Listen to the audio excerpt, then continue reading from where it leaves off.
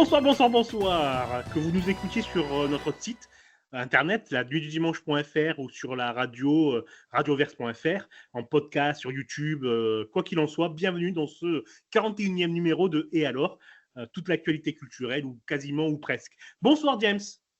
Salut Chris, comment ça va? Merci de m'inviter encore une fois de plus. À jamais tu es bloqué. Ah, Tu es bloqué dans le train fou que je conduis. Tant pis pour toi. d'accord, parfait, impeccable. Bah écoute, voilà, me voilà prisonnier, prisonnier de ton joug, on va dire. Exactement. On se retrouve après 15 jours. Maintenant, c'est tous les 15 jours. Et alors, et on a un programme chargé aujourd'hui. De quoi va-t-on parler, James? Eh ben, on va commencer par parler du nouveau film de Clint Eastwood, Juré numéro 2. On parlera d'un autre film, un blockbuster de fin d'automne, début d'hiver, avec Venom, troisième du nom. Ouais. Et on terminera par parler rapidement de la série culte sur Amazon et d'un conseil livre et d'un conseil film, mais très rapidement pour terminer l'émission. Eh ben super, bah écoute, c'est quand tu veux, je te laisse lancer le premier jingle. Madame, je n'écrirai rien sur ce film, c'est une merde. Juré numéro 2, donc c'est très simple, hein, le pitch, je vais le faire. Donc c'est un homme qui se retrouve juré dans un procès criminel aux États-Unis, et au cours de ce procès, il se rend compte qu'il a peut-être quelque chose à voir avec la mort qui est jugée lors de ce procès. Est-ce que tu es d'accord avec ce pitch? Ah oui, c'est un pitch simple mais efficace, comme on peut dire. James, je te laisse la parole, vas-y, qu'as-tu pensé du film? Ah bah, écoute, alors moi je suis pas très, comment dire? Très objectif, Clint Eastwood, c'est vraiment un réalisateur que j'adore. Par contre, il fait partie de ces réalisateurs, que dont je déteste la pensée, mais dont j'adore les films. Je ne saurais pas me l'expliquer. Donc moi, pour moi, chaque film de Clint Eastwood est toujours une vraie claque, qu'il soit acteur ou qu'il soit réalisateur. Donc voilà, donc non, moi, bien évidemment, j'ai adoré le film, j'ai adoré surtout le jeu des acteurs, et notamment celui du personnage principal, hein, Nicolas Hoult, qu'on retrouvera très prochainement à l'affiche du nouveau film Superman de James Gunn. Voilà, j'ai pas vu le temps passer, le film dure 2 heures, c'est prenant, c'est insistant et moi j'adore ces fins en suspens, comme savent faire beaucoup de réalisateurs. Ouais, alors moi, pareil que toi, j'ai hésité à y aller. En fait, je voulais pas, pour tout te dire. Autant je connais les qualités de réalisateur de Clint Eastwood, autant ces idées sentent de temps en temps mauvais. Et donc, j'avais vraiment pas envie d'y aller. Et puis finalement, c'est un pote qui m'a dit ben, on y va, de toute façon, moi, je veux voir Clint Eastwood. Et ben, voilà, ben, le film est génial, hein. On peut Mmh. pas lui enlever ça, quoi, hein. C'est bien fait, bien réalisé. Les acteurs sont tous excellents. Il y a Nicolas Hoult, tu l'as dit, il y a aussi Kiefer Sutherland, J.K. Simone, Tony Collette qui est Toni génial. Elle joue Collette, ouais, le joueur. Oh, t'as envie de la suivre jusqu'au bout du monde, quoi. Elle est c'est géniale. ça. Et ouais, le film est bien, quoi. Le film est bien. Tu vois pas le temps passer. Tu t'assois, t'es pris par l'histoire. T'as envie qu'il s'en sorte, même si c'est un connard, quoi. Et c'est ça le truc du film, c'est que c'est pas si un connard que ça Beh, au on ne final. sait pas, on ne sait pas. C'est ça, c'est qu'au final, l'épée est toujours, suspendue, au-dessus de sa tête, mais comme notre tête. On nous le présente, voilà, comme tu dis, comme un connard, mais à côté de ça, comme un nouveau père de famille, aimant, voilà, enfin aimant et surtout très attentionné. Enfin, ça il fait un peu, le profil type de l'homme parfait et du père de famille, parfait que tout le monde rêverait d'être ou rêverait d'avoir dans sa vie. Et à côté de ça, il traîne quand même une histoire, on ne sait pas d'ailleurs, ce qu'il traîne comme histoire, mais en tout cas, l'ombre d'une histoire, traîne derrière lui et peut nous faire penser à une toute autre personne. Ouais, et c'est un peu le négatif du mec qui est accusé du meurtre de sa petite amie. Donc c'est Voilà, ça, c'est le sujet du procès. Donc le mec qui est accusé, donc c'est un ancien dealer qui se range des voitures, on va dire, qui aspire à une vie meilleure. Et en face de lui, donc il y a le juré, Justin Kemp, joué par Nicolas Hoult, pardon. Et lui, c'est l'inverse. Donc lui, il a eu une vie un petit peu c'est idyllique. chaotique. Il a été alcoolique, etc. Et il veut lui aussi une vie une vie meilleure. Il est nouveau père de famille, etc. Et les trajectoires sont semblables, quoi. Toute proportion gardée, hein. C'est ça que j'ai aimé dans le film, c'est que la moralité, elle est pas aussi claire que ce qu'on peut penser. Ouais, et c'est toujours le la barrière de Clint Eastwood que je trouve, moi, vraiment, toujours très intéressante. Et je pense qu'il a pas fait un aussi bon film, en tout cas, depuis pas mal de temps quand même. Même si je suis, pas du tout, comme je vous le disais, objectif, sur Clint Eastwood, j'ai trouvé que celui-ci était particulièrement réussi. Ouais, vraiment, vraiment, on le conseille. Après, tu as parlé tout à l'heure de la fin ouverte. Alors moi, j'avoue que la fin ouverte, ça m'a extrêmement frustré Ouais. lorsque j'étais assis au cinéma.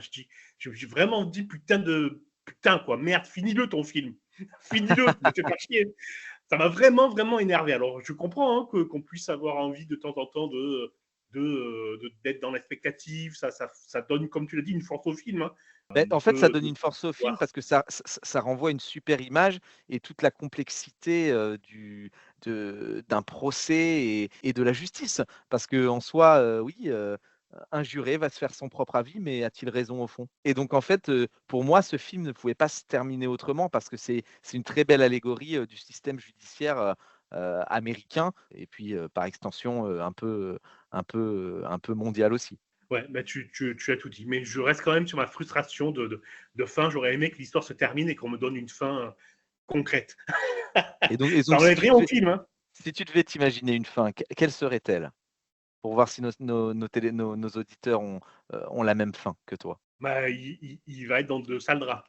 Ouais, OK, voilà, pour pas trop en dévoiler. On vous laissera vous faire votre propre avis. Autre chose à dire sur Ouais. ce film? Non, sinon, allez le voir. Il vaut vraiment le coup. Eh ben, passons à la suite Bravo, alors. Clint.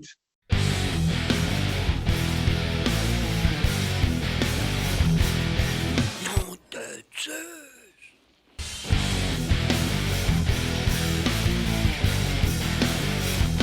James, dis-moi, à l'occasion de la sortie de Wicked, c'est un préquel du Magicien d'Oz. Tu as peut-être vu ou pas la bande-annonce. Je La l'ai vu firme celle-ci. Mattel, tu l'as vu? Oui, Ok. La firme Mattel a dû s'excuser pardon, pour une erreur d'impression. Pourquoi? une erreur d'impression. Ouais. Qu'est-ce qu'ils ont imprimé? Ils ont imprimé, une mauvaise couleur sur un personnage? Alors, non, non, non, pas du tout. Donc, ils ont fait des poupées, hein, c'est la firme Mattel, donc ils ont fait des poupées représentant les acteurs, les personnages du film. Et sur l'emballage, il y a eu une erreur d'impression et ça a généré des interrogations, des polémiques et oh non, ils n'ont pas fait ça. Oh, c'est en rapport avec, le genre? Non, ce n'est pas en rapport avec le genre. Ils ont mis une adresse internet pour t'aider un petit peu. Une adresse internet? Ils ont mis une adresse internet et c'est l'adresse donc je ne sais pas l'adresse internet de qui, de quoi? De Mais quelqu'un qui je vais te donner la réponse. Hein. Ils ont mis l'adresse internet du site du film, sauf qu'ils se sont trompés.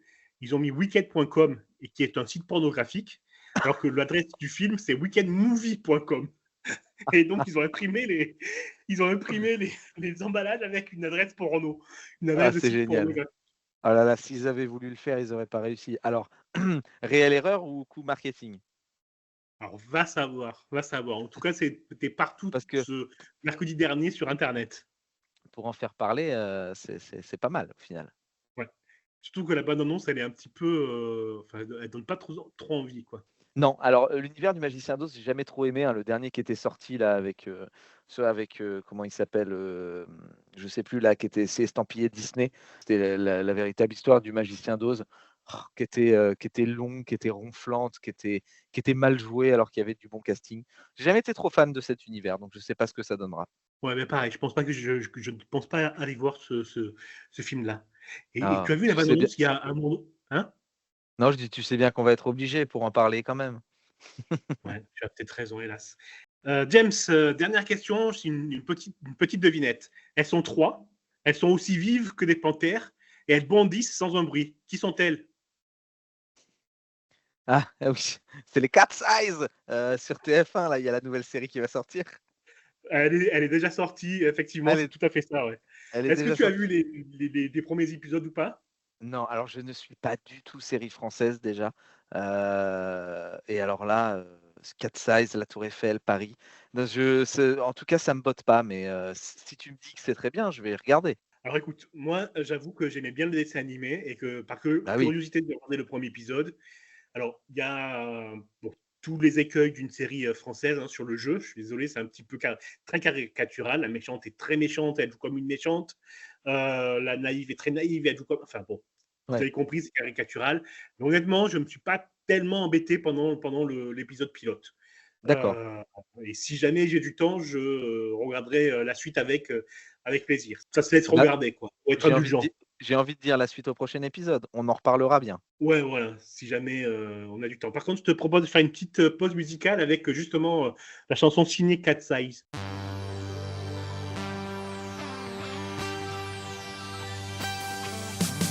Vie d'aujourd'hui, enfant de la forme, nous aimons rire et danser. Viennent nos nuits, quand d'autres s'endorment, nous devenons pour la nuit. Trois vives panthères qui, en un éclair, savent bondir sans un bruit. Sœurs et solidaires, sur terre ou en l'air, relevant tous les défis. Cat Size, ciné Cat Size. Cat Size, ciné Cat Size. Bel incognito, fabuleux trio, né pour agir et gagner. Dans un hélico, sur terre ou dans l'eau, au mépris de tous les dangers. Cat Size, ciné Cat Size. Cat Size, ciné Cat Size. Elle s'appelle Alexia Thomasia. Trois ombres dansent, un œil de chat. Tant de malice que la police jamais ne les découvrira. Cat Size, ciné Cat Size. Cat Size, ciné Cat Size. Bel incognito, fabuleux trio, né pour agir et gagner. Dans un hélico, sur terre ou dans l'eau, au mépris de tous les dangers. Cat Size, ciné Cat Size. Cat Size, ciné Cat Size. Cat Size, ciné Cat Size.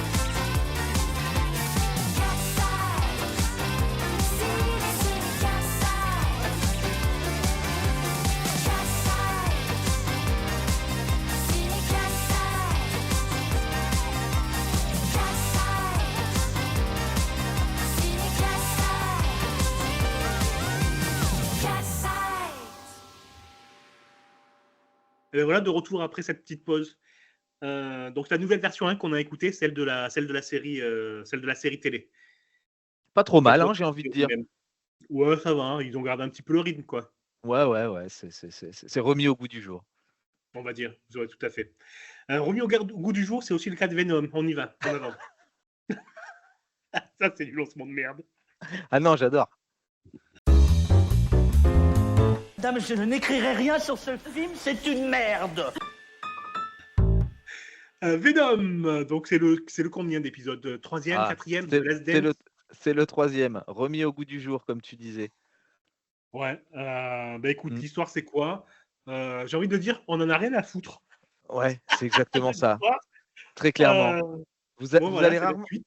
on nous entend rarement parler en mal des films, estampillés Marvel ou Sony, mais alors là, on va en faire une exception, hein.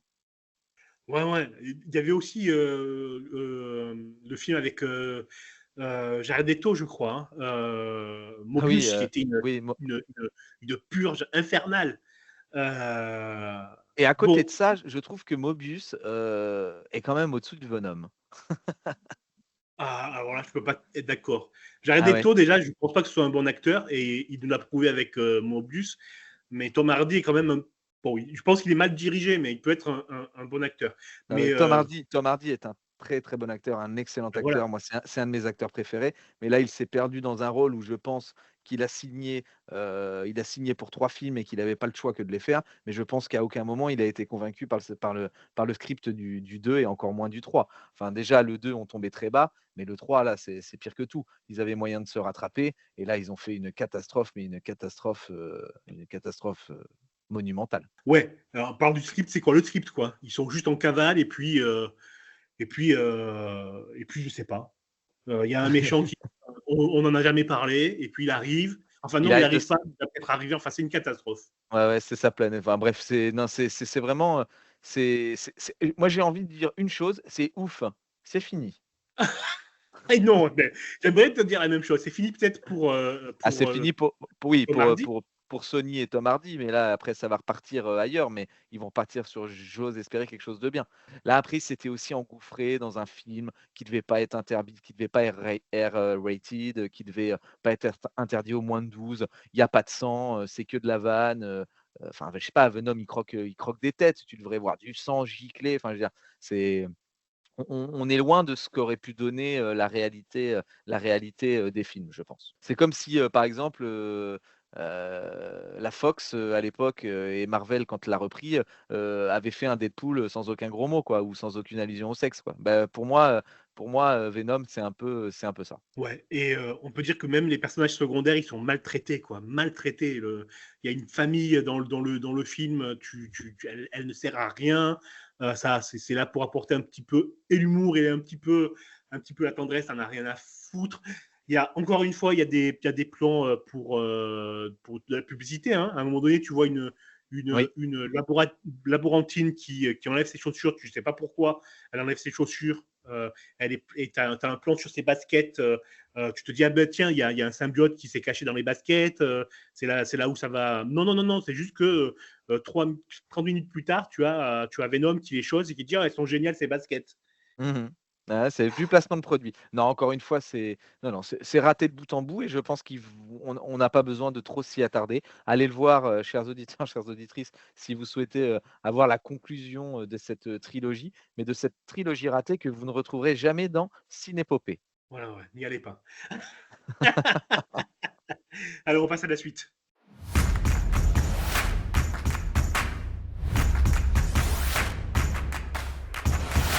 Réfléchissez 2 minutes. C'est pas excessif. C'est à peu près le temps qu'il m'a fallu pour lire votre livre, alors s'il vous plaît. Dans celui que je vous ai envoyé, j'ai pas mis les images à colorier, je suis désolé. Désolé. Je voulais parler d'une série qui est sortie sur Amazon Vidéo, qui s'appelle Culte. Est-ce que tu en as entendu parler? Oui, c'est la série qui reprend un peu, Love Story, c'est ça? C'est la série de la télé-réalité Love Story. Ouais, voilà, c'est ça. Donc c'est côté coulisses, hein. Donc Mmh. c'est produit notamment par la productrice, qui a produit, Love Story. Ah, et elle Donc avait besoin Alexia d elle a elle a Roche-Joubert. elle avait besoin d'un petit remontant financier peut-être? Ouais, d'un petit coup à l'ego, hein, parce que c'est très, C'est Voilà, toujours c'est été comme très, ça elle. ouais, voilà, c'est très donatif pour elle, quoi. Bon, honnêtement, la série, elle est pas folle, quoi. Elle est très, très cliché. Elle évacue totalement le mal qui a été fait aux candidats. Je pense notamment à Loana. C'est très, ils évacuent totalement le côté carnivore de la chose.